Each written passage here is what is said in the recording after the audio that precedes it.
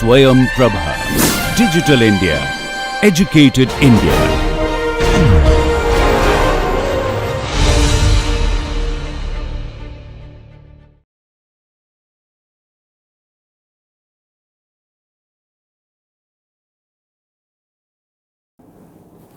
How can we do calculations of non-prismatic members given our code provisions that are essentially based on uniform members? In the case of our column axial compression, you can say it's prismatic member subjected to a constant axial compression along its length. And so a lot of my discussion obviously will be in the context of the AISC specification, but this concept is more general than just AISC. It's immediately applicable also to if you're designing in the Indian standard or any other standard.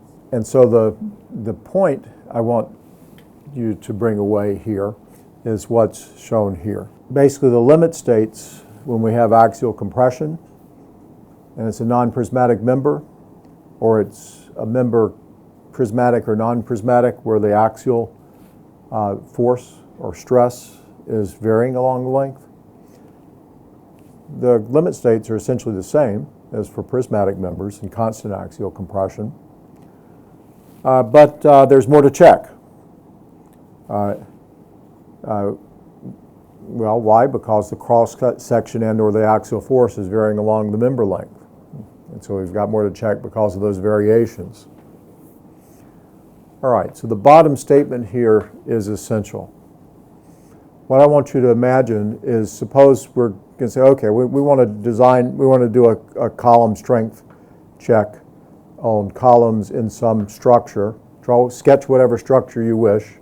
Say, I've got a whole bunch of columns, I've got all these loads, and I'm going to do an eigenvalue buckling analysis on this group of columns, right? And from that, I get an eigenvalue, right? And we know that, so given these axial forces placed on all the columns, given the eigenvalue, the force in all those columns at buckling is the eigenvalue times that force, times that reference force, right? So then how would you check the strength of all those columns? I've got my elastic PE in each column, or I got my elastic FE in each column, the stress. And then you would take that to the column curve, be it the Indian standard or the American standard or any other standard, and you get a factored axial compressive strength of each column, right? And then you would then, when we put it together with everything else, you would say, okay, well, I've got what I call PU, the factored load demand, and is that less than the VPN, or in your case, the PN divided by the partial safety factor? If it is, then okay, I've got more capacity to take bending or whatever, right? Is that good? That's how we would check all those columns. If it's a non-prismatic member, think of each of the cross sections as like a separate member, and say, well, let's see, we'd have to talk about, well, generally, how can we calculate gamma E, the elastic buckling eigenvalue? But if we have that, then I can get a stress at buckling at each of those cross sections. We'll treat each of those cross sections like a member. Do the calculation. And then the strength of the member is the most critical in terms of what gives you the largest PU to VPN. That would be the governing check, right? So you treat it just like you would treat a group of columns. That's it. It's a very simple concept. You could argue that, well, are we missing some things with that? Well, let's kind of look at it. We can ask some questions about it. but it turns out it works really well. Colleagues that have worked in this sort of area, particularly some colleagues in Europe, when they showed me what they have done, and we get into all these elaborate things about trying to account for the non-prismatic geometry, and it's very complex. This isn't complex. It's just treat each cross-section like the same way you would a bunch of columns. All right? So that's the point here. I think the other thing that happens if you're talking to engineers that are more familiar with designing hot-rolled structures where we don't have to deal with local buckling is, okay, that's nice if we've got non-slender elements, but once we get into tapered and stepped cross-sections, often we're talking about types of structures where we're going to be encountering slender plate elements somewhere along the length. All right, so I can now try to make it as complicated as possible. We can say, we want to check a frame. It's, oh my God, there's a lot going on here. But I can do an analysis of this frame that has all these multiple tapers and steps and steps in both plate thickness, steps in flange widths, steps in force, where force is coming in from a crane bracket there on the column. So all kinds of things going on in this frame, but if I'm I need to get a PU divided by VPN, that's the critical somewhere, then I know how to do that. So the next few slides basically try to amplify on that simple comment I just gave you. So this is in essence the process that the AISC MBMA Design Guide 25 uses when we calculate strengths there. We're looking at the concept just in the context of axial compression right now, but this same concept is going to show up when we say, oh, I want to calculate a strength in flexure as well, when we have non-prismatic geometry. Now let's focus on just getting an axial compression demand to capacity ratio, a DCR, at this point, PU over VPN. So here's some hypothetical tapered column with several axial loads coming on the column along the length. There's X's, maybe they represent brace points where we're preventing out-of-plane movement of the section. Looks like we've got there in the middle just maybe a brace point that's an attachment of a girt, maybe on the outside flange, but there's not a flange diagonal to the inside flange. Okay, so how do we approach this? Well, given this column, we can model it. Given the tools in Consteel, it's relatively easy to basically create a model of this column.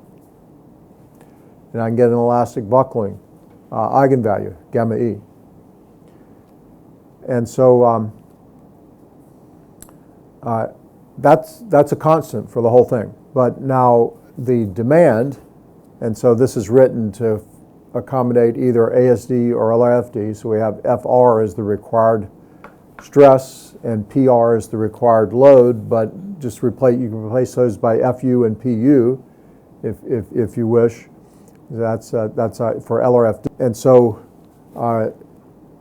at any cross section, gamma E is or we could say the force at elastic buckling is the factored load at that cross section times gamma E. Right? That's probably the simpler way to do, way I said it a few minutes back. Or the stress, FE at elastic buckling at that cross section is gamma E times the factored stress that we're trying to check. So that's the first point there, or the first bullet. But then now the axial load or the axial stress level, that's of course varying along the length. But if we focus on various potentially critical cross sections, we can basically look at each cross section and say, okay, what's the force or the stress, P over A? What's the effective area? And based on the calculations we've just been talking about, if it has slender elements. And then we consider that cross section like, okay, let's do a member design. I've got a member, a uniform non-prismatic member that has that axial force, that effective area, and has the gamma E from item 1 here. What's the strength? Okay, so again, any member that's subjected to axial compression, if we're getting our buckling load associated with the axial compression, it's got a gamma E by which all these applied loads that we're checking the member for scale to reach to their elastic buckling values. Now gamma E is one value, right? That's your governing eigenvalue.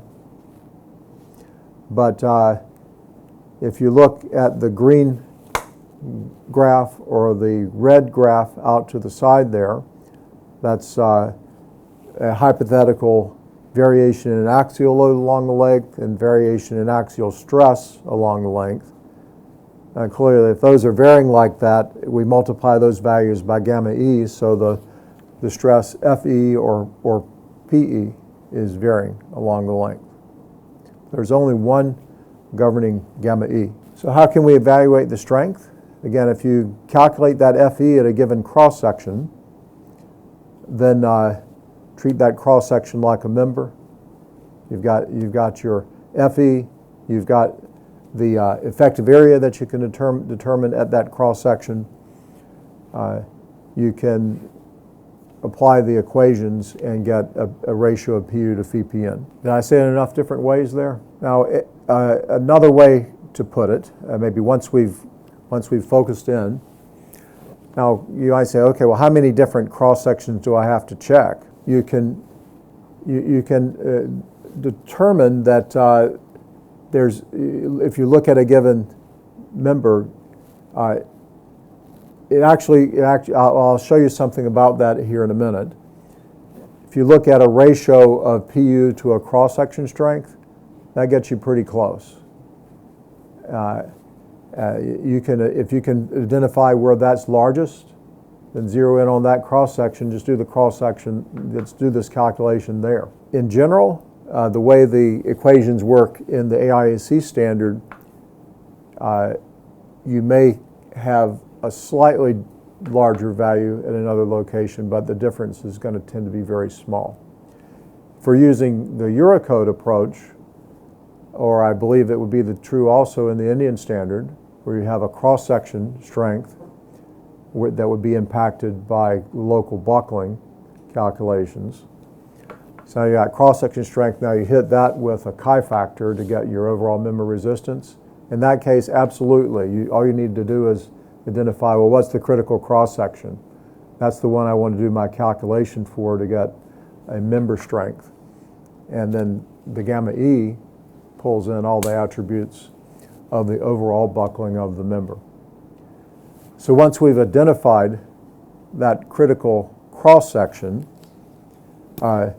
so here, maybe we've got a tapered column like this, and so sometimes if you look at a tapered column, if the web is really thin up there at the top, you might have such a so significant of an elastic local buckling effective width reduction. Possibly that cross section at the top might be more critical, but usually it's going to be the smaller cross section at the bottom if the web thickness is constant here along the whole length. And so you go to that bottom section, you get your Basically, if you've got your ratio of your PU, PR is PU, over PYE, well, what's PYE? It's AE times FY. If you've got that and you've got gamma E, you've got everything you need to get a PU over phi-PN. And it works quite well in terms of quantifying the resistances. So here's where you might have questions of, oh, really? But gosh, the tapered member, we've got stresses that are varying quite significantly on the length. Isn't it very conservative to just use something that's based on uniform along the entire length? Take my word for it or check it out. You'll find that the calculation is generally pretty good. And here's basically where the recommendation is for practical purposes. You can identify the critical cross-section for any member as the one that has the largest cross-section utilization. Where is PU to the cross-section strength, PNS, based on an effective width reduction, if you wish. You can do that based on FY for getting your effective area. That's going to be the one in AISC that tends to be the critical section. This is where Eurocode or the Indian code, the way you have your column strength equations, actually works much better here. It's going to be that section, definitely, in your case. All right, so let's look at our crane building here, and I'll look to illustrate a few things here with this. So this is showing the calculations are performed allowable stress design, because this is an example out of the Design Guide 25, and the metal building industry asked me very forcefully to please do all your examples ASD. So I did them ASD here. So if we do the analysis, this is for dead collateral plus 0.75 uniform snow plus a critical loading condition from the crane. So we get the moment diagrams on the top. Here we got the axial force diagram in this frame on the bottom. And so in Design Guide 25, we were using an academic software that's my software at Georgia Tech called Sabre 2 to do the calculations. But I've moved away from Sabre 2 and because it's too hard to keep supporting a program like that. And I've become a disciple of Consteel. So everything I could do in Sabre 2, I can do in Consteel, and then a lot more. And I told Belinta and his colleague that, okay, yeah, I could do everything you're doing in my software, but I would need to quit my day job and work for about 10 years to get there. But Sabre 2 gives you a good result as well. So this is the first mode of buckling for this frame. It's a side sway buckling mode. And so the aggravation in ASD is, well, that 27.2, that's 27.2 times the working load level. If I take the alpha of 1.6 as what's needed to get to strength, then it'd be 17 or 27.2 over 1.6 would be the eigenvalue relative to strength. And then the second mode here is relevant. We'll look at some things with Consteel, where Consteel actually gives you an indication that, hey,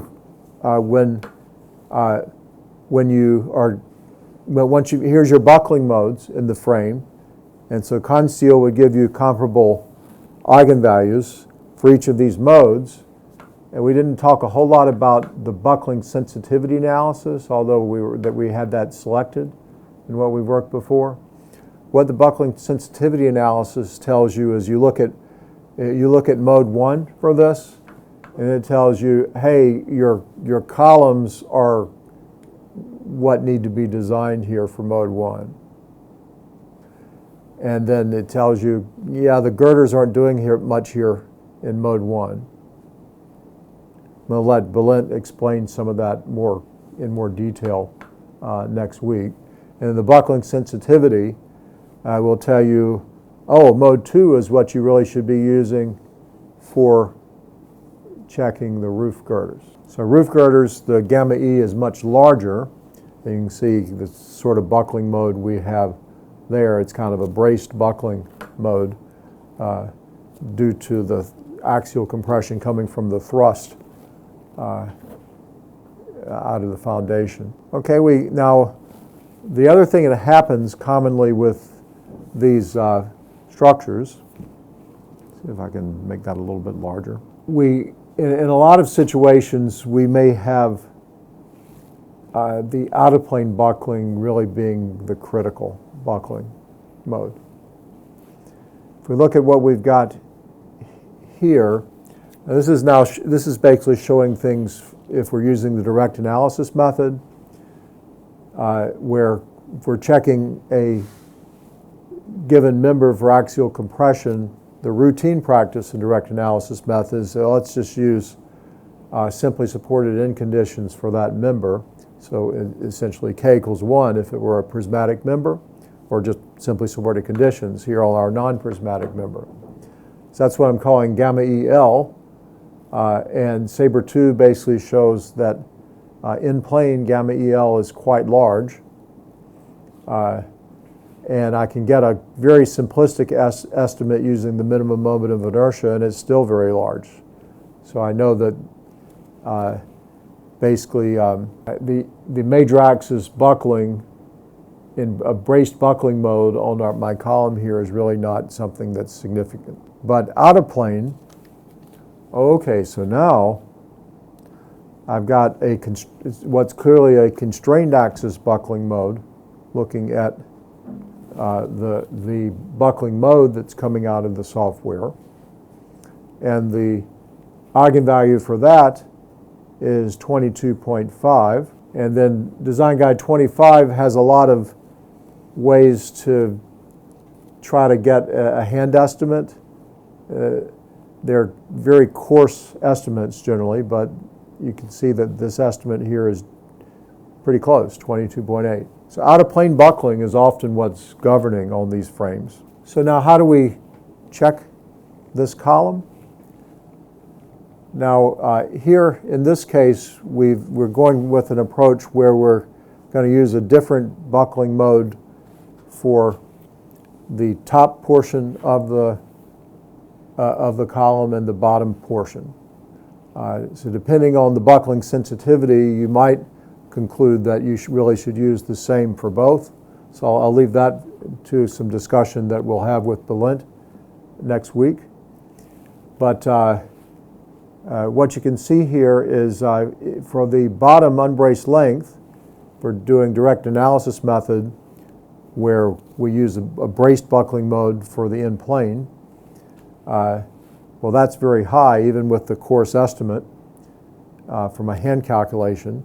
And the gamma E for constrained axis torsion is the governing gamma E. If we look at the top unbraced length, then the constrained axis torsion buckling at the top is very large there because it's a very short length. And gamma EL in plane is again the governing gamma E here. And so again, so there gamma E would be 135. So let's say we've determined what our, for the segments we're looking at, what our eigenvalue is that gives us our critical buckling mode. So now we need to determine what's the critical cross section that we should check. Where should we go to and say, okay, let's look at the force level, the effective area at that cross section, and then work the calculation from the standard provisions for the prismatic members to get a strength. Well, here in this problem, the problem includes self-weight, so the axial stress in the column is increasing even in the top part, even though it's that top part's actually prismatic. And so the critical cross-section is going to be from inspection just at the bottom of that top part. For the bottom unbraced length,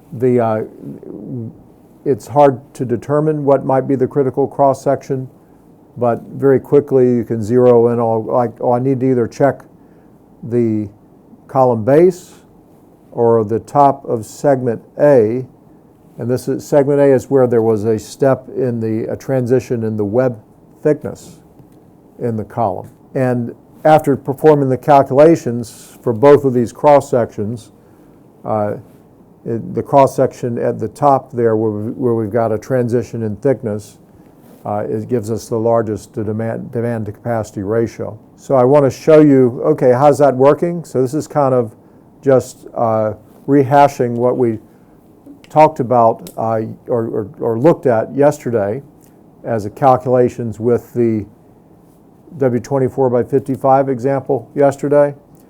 But here we're zeroing in on this cross section at a step in the web thickness, just where the thinner web there at that step, at about midway up the column.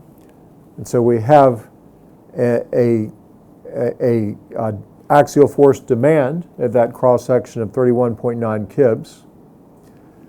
We can calculate the gross area of that at that particular cross section. We can get an axial stress on the gross cross section. That's FR here.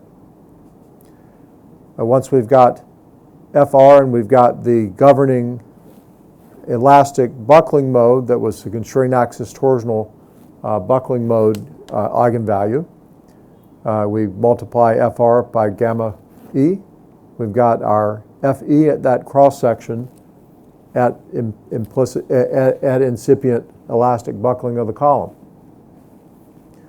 Okay, well, let's take that into our column strength equation. Fy over Fe, then the column strength is Fy in stress is Fy times 0.658 to the Fy over Fe power. That's 30.1 KSI.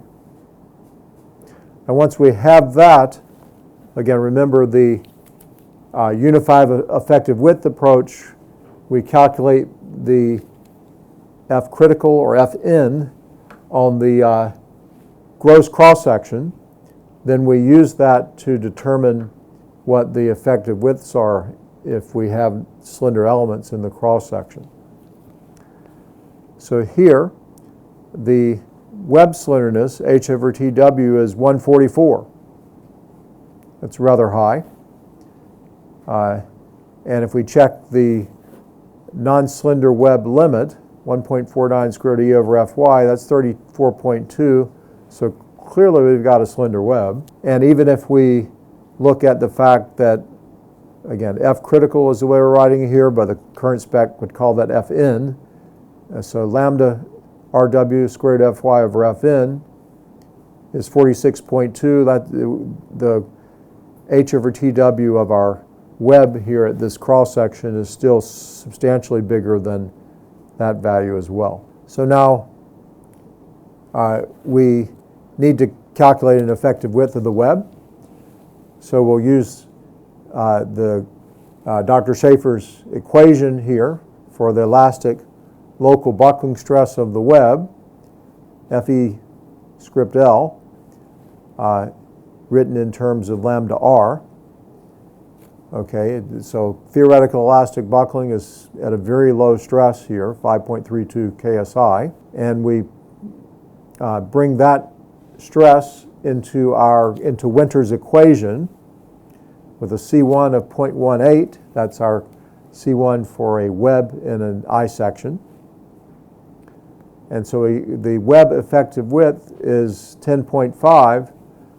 Notice the gross width here is basically the width between the insides of the flanges here. If I can find my cursor, is 27. So this very thin web that has an H over TW of 144, there's quite a substantial loss in effectiveness of the web for uniform axial compression.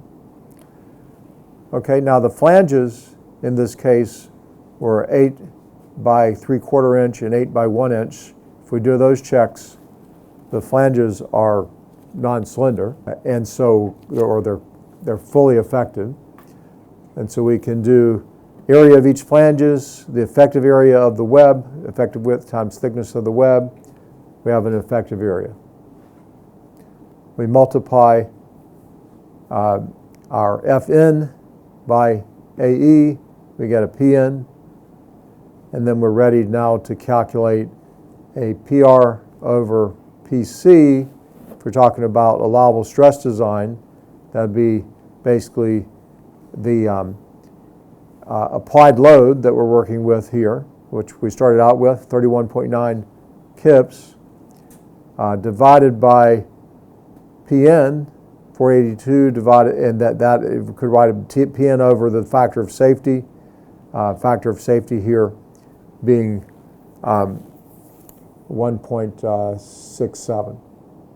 Okay, so we got 0.111. Well, that's a small number.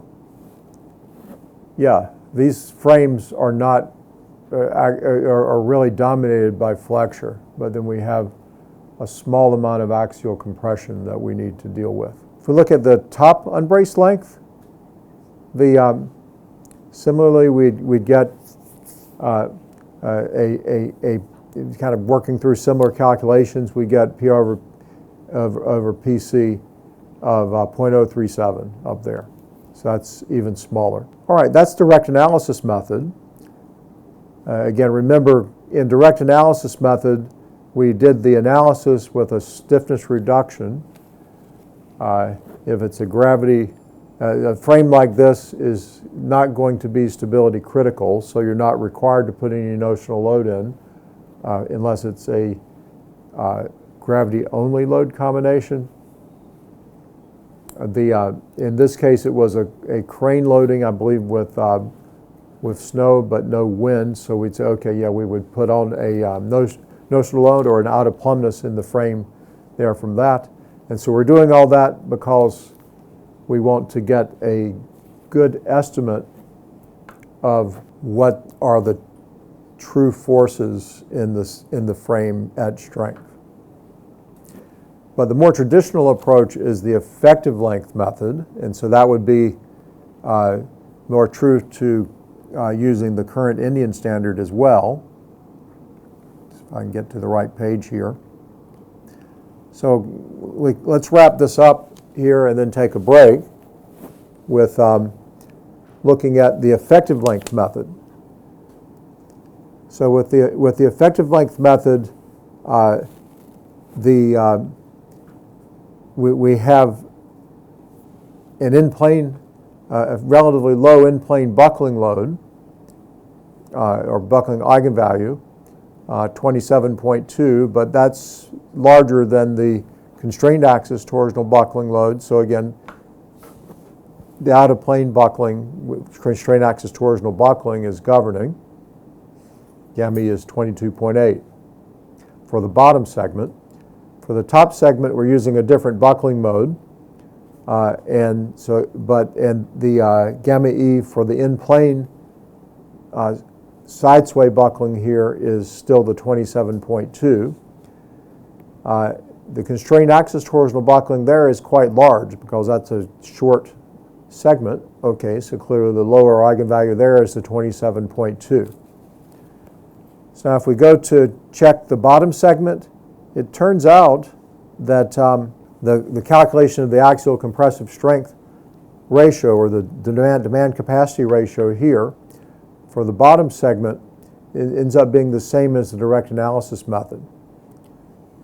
Well, why is that? Well, the column axial forces are really the same to width at about 1%, using either of these methods.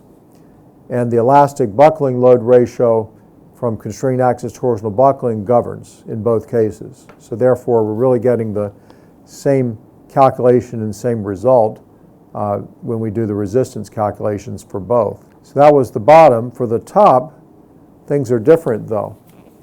When we do the direct analysis method, we're relying on the stiffness reduction and any out of plumbness or notional load to cover the in-plane stability. So it was a relatively simple assessment. But here for the top segment, in this case with the effective length method, it's the in-plane side sway buckling eigenvalue, gamma EX of 27.2 governs.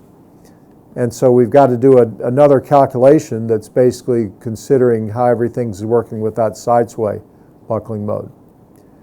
And so, all right, if we do that, it's the same approach again. We've got a PR at the cross section we're checking. We've got a gross area we can calculate there. We can get a stress, PR over AG. We can get an FE, that's gamma EX times FR. Now we can get an FY over FE. We can go to now this FY over FE is 2.49, so it's actually corresponds to elastic buckling. And so the column buckling stress from the column curve is 0.877 times FE. Both flanges of the column are slender, or non-slender, but the web is slender at this critical cross section. And so we're going to calculate the effective area at this cross section. And so this is basically repeating what we did earlier again. We have our lambda W of the web at this cross section. We have our non-slender limit, 1.49 square root over Fy. 108 is larger than lambda RW square root Fy over F critical, or Fn. So we need to calculate the elastic local buckling stress. That's 9.49. We use that in the effective width equation. Effective width is 16.5, where the gross width is 27. So again, effective area is similar to what we did before. Then Fn times effective area gives us a Pn. And then we close out by getting the ratio of PR to PC, or the applied load divided by the allowable load, Pn over the factor of safety, and that works out to 0.08. So hopefully we can see that once you have something like this, there's no. It's just like, okay, if I have a building with 1,000 columns, okay, I've got a lot of calculations to check all the columns, right? Okay, if you have a non-prismatic member, you have more calculations to check that member than if it were prismatic. But using this concept of simply saying, okay, I need to find a critical cross section, now treat that cross section like a column.